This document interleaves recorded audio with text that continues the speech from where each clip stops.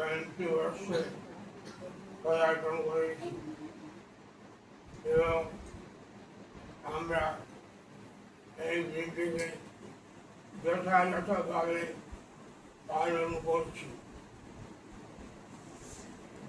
এটি শুনে 1976 সালে 4 জুলাই এই প্রতিষ্ঠানে প্রতিষ্ঠা হয়েছিল।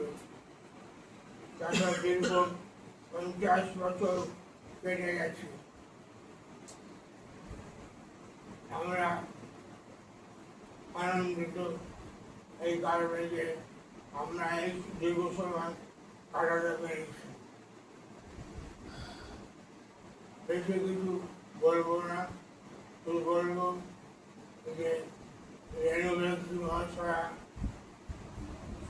তিনি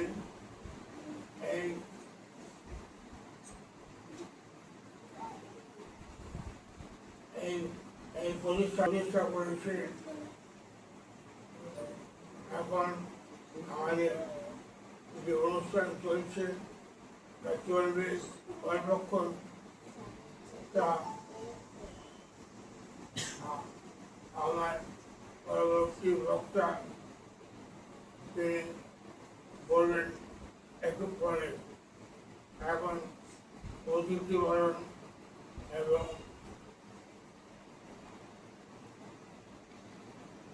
বিশেষ অতিথি যারা এসেছেন তাকে বরণ করা হচ্ছে।